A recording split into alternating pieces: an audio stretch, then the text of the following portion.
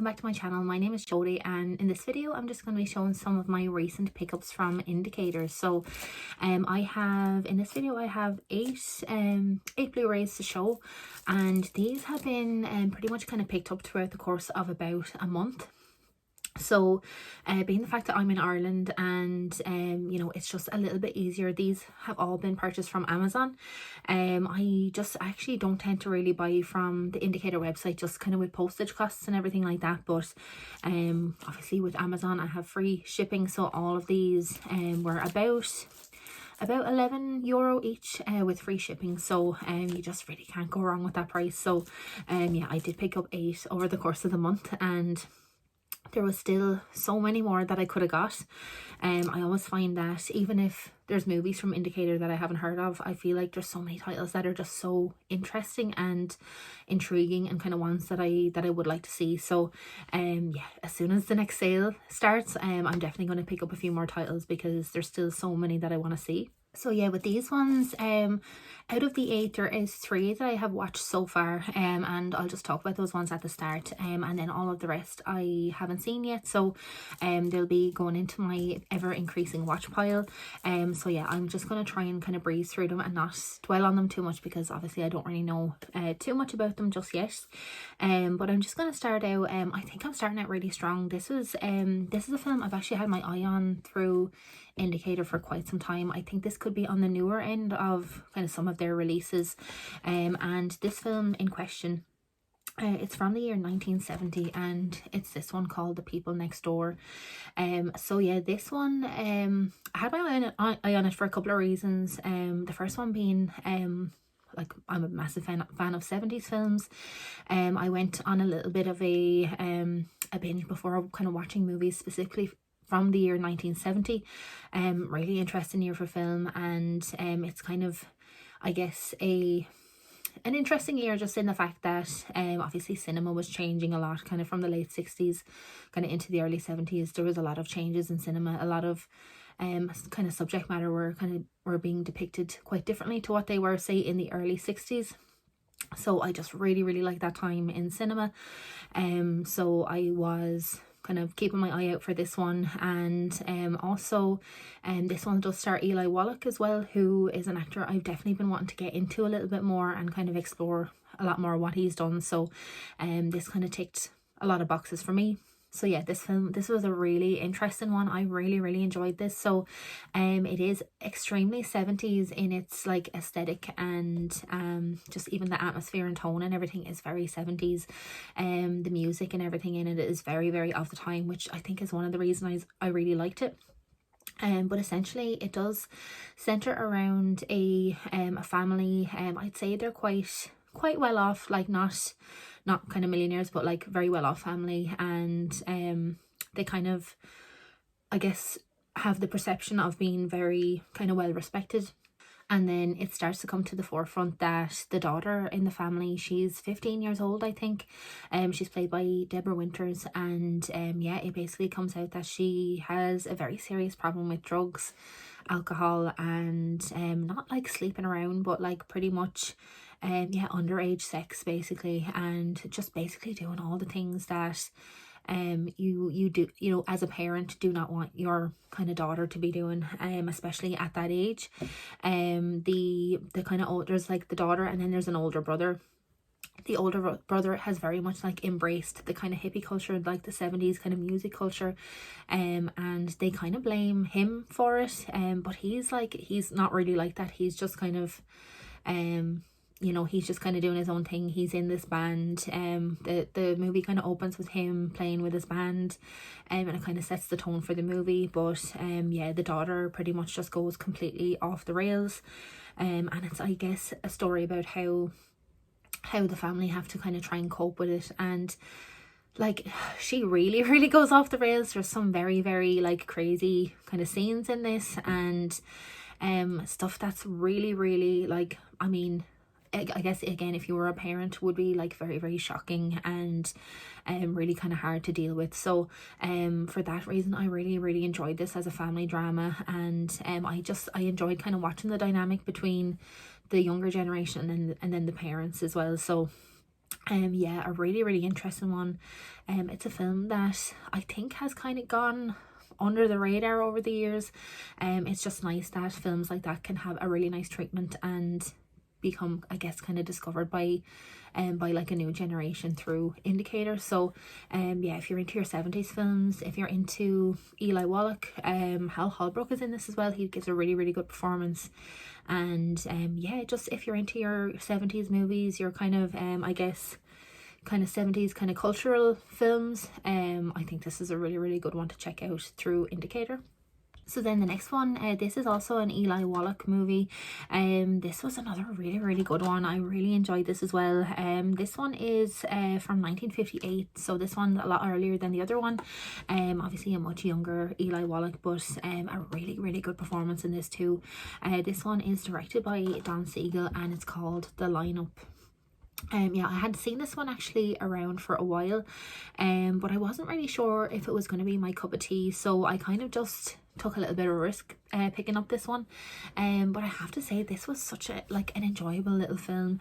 It's basically like a really like fast-paced kind of crime thriller noir, I guess you could say, or maybe not noir, kind of like a crime kind of caper movie, I guess you could say. But yeah, a really, really enjoyable little one.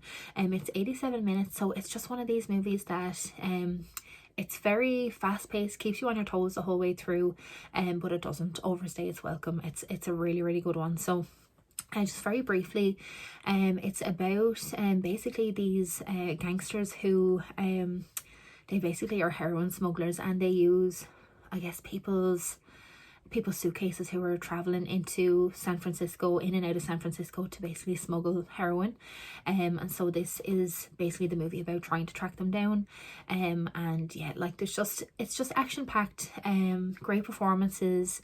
As I said, really fast paced, just really entertaining, and just a fab little movie that I feel like I could definitely rewatch. It definitely just has a lot going for it. So definitely one I really, really enjoyed. So yeah, another absolutely fantastic release from Indicator, so would recommend this one if you haven't seen it as well. And then yeah, this is the last one of the ones that I have seen so far. This one, I just watched this one on Saturday actually, and yeah, this one was okay. Definitely not kind of one of the best films I've ever seen, for sure. This one is from it's from 1960, and it is a I kind of struggle to say it's like a horror movie, but it's more of like a ghost story. And this one directed by William Castle, and it's the original 13 Ghosts. So I have seen the remake, I think it's from either the 90s or maybe early 2000s, of 13 Ghosts. And yeah, I thought it was okay. Like, it's an entertaining film. I do like the setup with all the kind of different ghosts that you kind of meet throughout the film. So I kind of thought that this would be just as kind of fun, and kind of getting to meet all of the different types of ghosts. And I guess I just thought it would be like a fun kind of spooky movie to watch in the dark. And yeah, like I just found this a little bit lame, unfortunately. Yeah, I don't know. I just feel like none of the ghosts in this were particularly kind of scary. There was one, I obviously don't want to spoil it if you haven't seen it, but there was one ghost in particular that he's on this. He's literally just a lion that like kind of just walks around and around, and he kind of roars. And then there's like the headless lion tamer. And then this scene with the lion kind of walking around just went on for ages and ages, and I was like, is this kind of supposed to be spooky, or like what's going on here? Look, I know obviously it's an old movie, like it's not going to be perfect. The ghosts were kind of done like almost like kind of projections or holograms. I don't really know what technology they use to do these effects, so maybe someone else that's more informed on that can enlighten me. But I've seen effects like that before in other films and thought they were like much scarier. Like if anyone has seen Darby O'Gill and the Little People, being Irish of course, I absolutely love that movie. But there's a scene at the end of that film with like the phantom carriage and like basically the death coach that comes to take Darby away at the end of the movie. And it's done in that kind of style, and that like haunted me when I was younger, and it's still to this day, like when I see it I just think, oh, that is like such creepy imagery. But I just feel like the way that the ghosts were put into this film was just not very effective or something. I'm not really sure. And also it was just kind of like String City, like just strings everywhere. And that just really put me off. I know, again, I know it's an older movie, so like you have to suspend your disbelief a little bit, but when you can just see like the candle floating and you can just see the strings, like it's just, yeah, it just kind of takes you out of it. And yeah, I just thought the story was okay. I didn't think like the characters in it were like sufficiently scared for what was actually going on either. Like if there was 13 ghosts in my house, like I'd be gone. I'd be packed up and I'd be in another country by now. But they were just not really, you know, they were just like kind of sort of scared, but not really that scared. Yeah, I don't know. I wasn't really too impressed by this one. I'd love to know if you've seen it and you kind of had a different experience with it. I'd love to know. Please let me know your thoughts. But just for me, it didn't really do anything for me. So yeah, I think I'm going to keep it anyway, just for the indicator collection, because I suppose it is a fun movie, and it is a classic, and it's a William Castle movie, so there are a few things to take away from it, but just not yeah, just didn't kind of have the desired effect, unfortunately. So yeah, that was 13 Ghosts. And just as I'm sitting there like just going back over my footage, I do 100% realize the hypocrisy. I'm giving out about strings and I literally have like an Exorcist shrine behind me. I know you can see strings in The Exorcist too. However, I just to achieve the effect that they achieved in that, to see some strings didn't bother me as much. I just think the practical effects in that film are just second to none. They're just incredible. But I feel like the strings in 13 Ghosts were a little bit superfluous. So I just want to point that out before someone gives out to me and calls me a hypocrite. So then next I'm just going to go through the ones that, as I said, I have not yet seen these, but they're all ones I'm very excited to check out, and God knows when I will check them out, because as always, I've so much to watch. But yeah, they're all ones that I definitely have a big interest to watch at some point. So the first one, this one is from 1974, and yeah, I had seen this one as well, like a lot, and yeah, for some reason I just never really looked into it, but then when I did look into it, I thought it sounded really interesting. And the title is The Beast Must Die. So this is an Amicus production, and this one stars Calvin Lockhart, Peter Cushing, and yeah, and it's directed by Paul Annett. So yeah, so that is The Beast Must Die. So this one, yeah, I thought the story just sounded like a lot of fun. The story, I think it revolves around it's basically like a room with a certain amount of people, like a group of people, and one of them is a werewolf, and I guess we have to try and guess who the werewolf is, and you know, kind of while we're doing that, people are kind of dying one by one. So that's kind of what I think that the premise is. So I just thought that sounded like a lot of fun, and being from 1974 as well, it just, again, it's right in the era of movies that I absolutely love. So it looks like it has some of that lovely 70s aesthetic that I absolutely adore.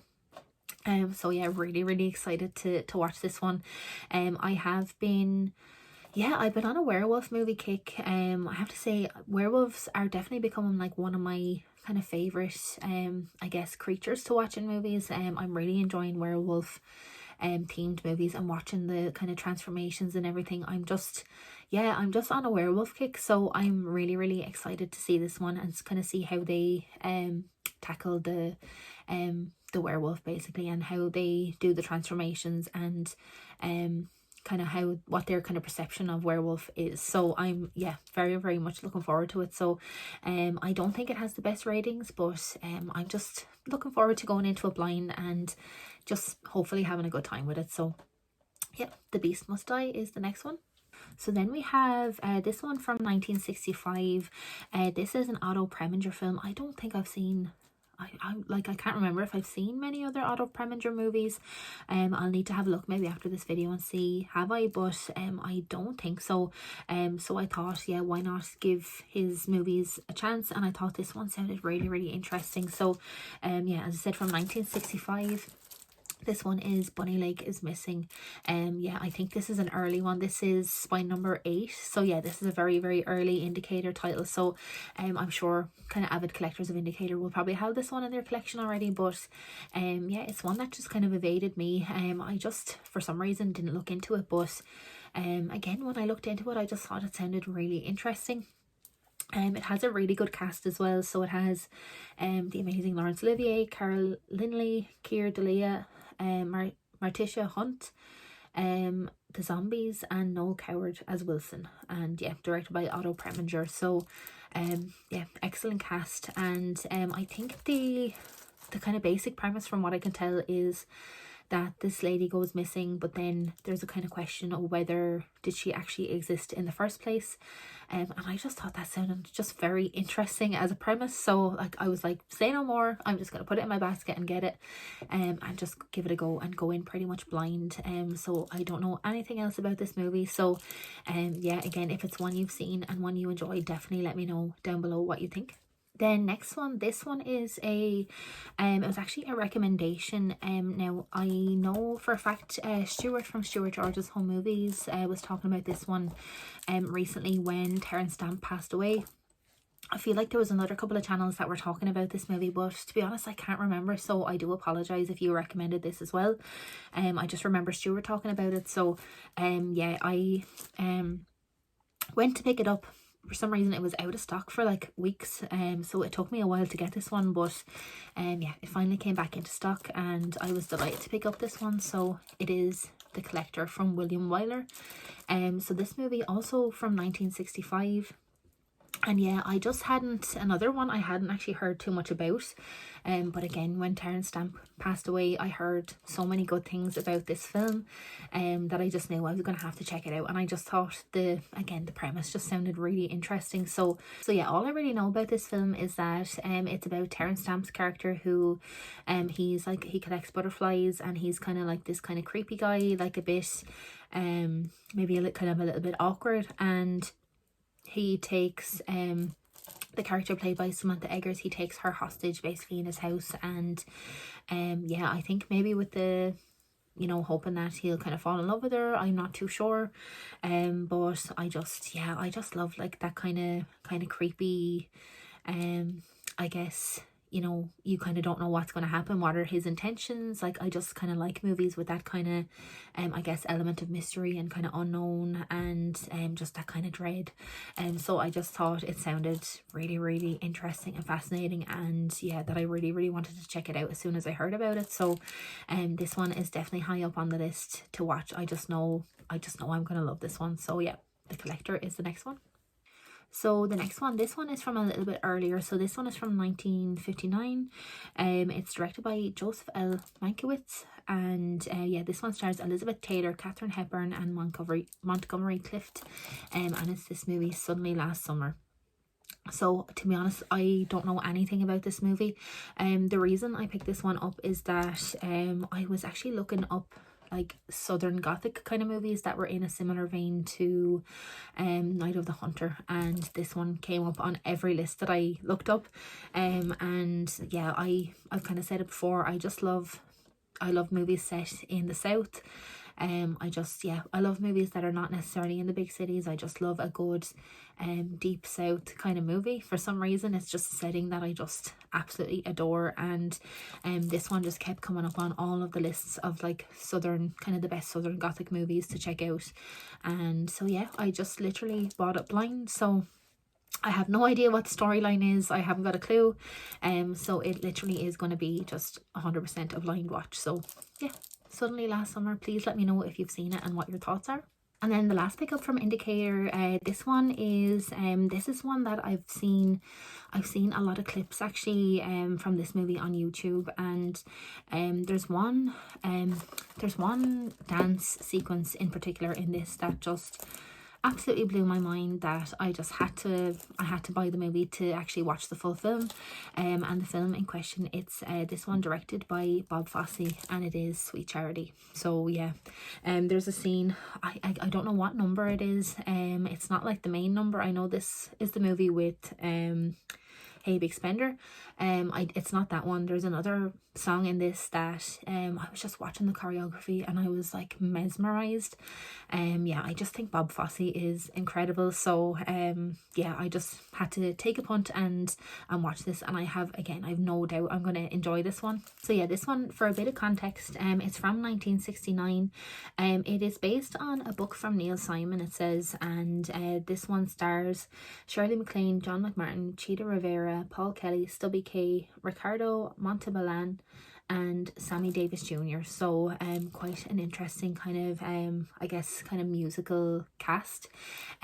So yeah, again, I don't actually know anything about what the story is about. I just know kind of some of the musical sequences that I've seen have just been incredible. So yeah, it's one I'm looking forward to checking out and seeing if the movie is as entertaining and as, you know, as good as the dance sequences in it. So yeah, that is the last pickup, Sweet Charity, and yeah, let me know if you've seen this one and what you think.